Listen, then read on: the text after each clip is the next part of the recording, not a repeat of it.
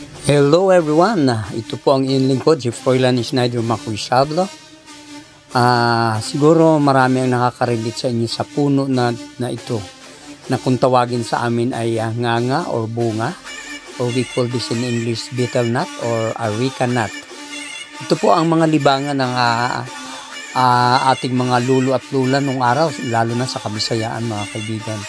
Marami akong naalala dito, mga kaibigan, kasi alam niyo po nung araw, hindi pa nga tayo advance nung araw, wala tayong mga internet, subalit ang kabataan nung araw, ang ating kapaligiran nung araw ay tahimik, payapa. Meron man kaguluhan pero kakaunti lang kung ikukumpara natin sa ngayon. Oo nga, ngayon na-advance na ang technology natin, malayo na ang narating ng ating teknolohiya, subalit napakarami naman po ng mga karahasan, mga krimen, at nakita nyo naman mga kabataan nagre-rip na ng mga hindi dapat nila ginagawa. Maraming magnanakaw, maraming drugs, kumbaga maraming krimen na nangyayari kung kumpara nung araw. Kasi nung araw po, mga kaibigan, napakapayapa, napakatahimik, magagalang, marespeto ang mga kabataan. Wala akong masabi. At the same time, mura ang mga bilihin. Oo nga, mahirap ang pera, subalit mura ang bilihin at saka karamihan sa tao noon kontento na sa kung anong meron. Ngayon advance na ang technology, pero advance naman ang nangyayari sa mga buhay natin, pati nagkakaroon na tayo ng mga climate change, maraming pagbabago sa ating kalikasan dahil sinisira ang kalikasan dahil nga sa mga tao nagiging gahaman na sa salapi, sa pera, sa kapangyarihan, at sa marami pang iba, mga kaibigan. Kaya kung akong tatanungin, mas gugustuhin ko yung panahon nung araw kung ating pwede lang maibalik sana.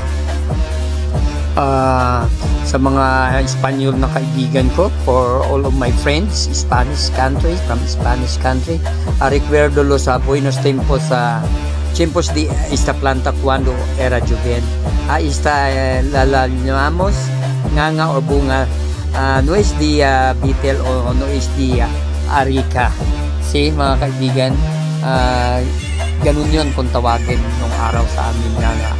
At sa aking pagpapatuloy, mga kaibigan, kakaiba na nga ang ating panahon.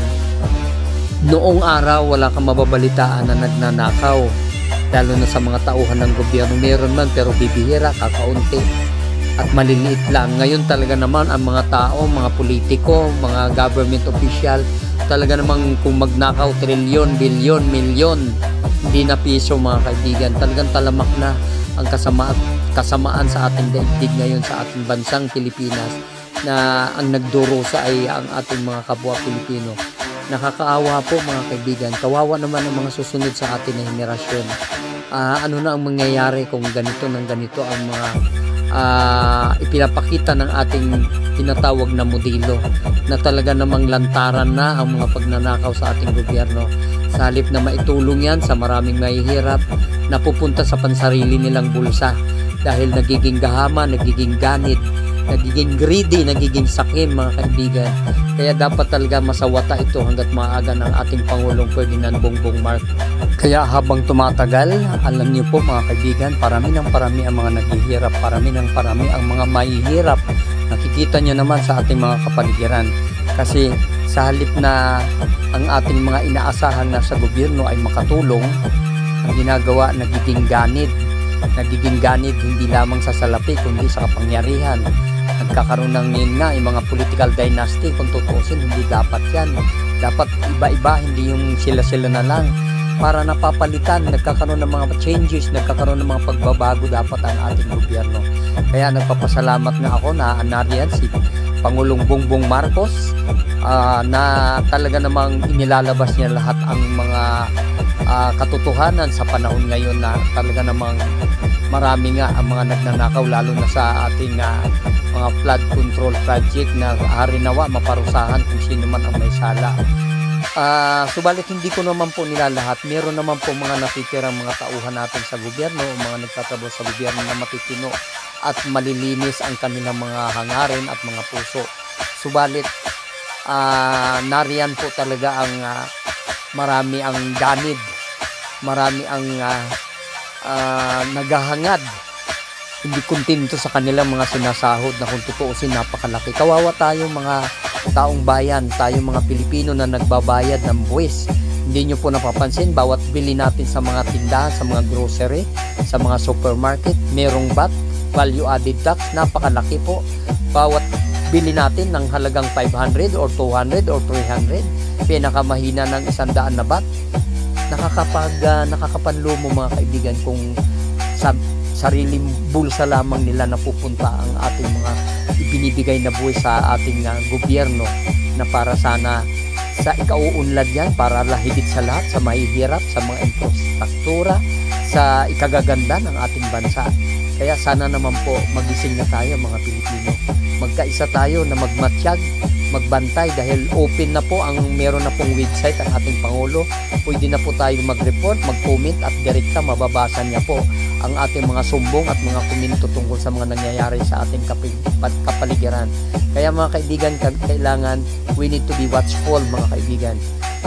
Open our eyes, at talaga namang kinakailangan natin yan sa panahon ngayon na habang tumatagal, pahirap ng pahirap ang ating bansang Pilipinas. At muli, nagpapasalamat ako sa ating Pangulong Bongbong Marcos, at sana yung mga susunod na magiging Pangulo ay magising na sa katotohanan, maging masunurin, maging tapat sa ating bayan. Maraming salamat po mga kaibigan. Ito po ang inyong lingkod, si Froilan Snyder Macuisablo. At sa aking mga kaibigan ng mga Espanyol, adios mis amigos, nuevamente a todos mis amigos españoles, quiero saludarlos a todos. Muchas gracias por ver mis vlogs, y todo lo que puedo decir es que me preocupo por todos ustedes. Desde el fondo de mi corazón los amo, y que Dios los bendiga a todos. Adios mis amigos, ciao ciao. Cuadite siempre. Ciao ciao mis amigos. Adios. Froilan Snyder Macuisablo.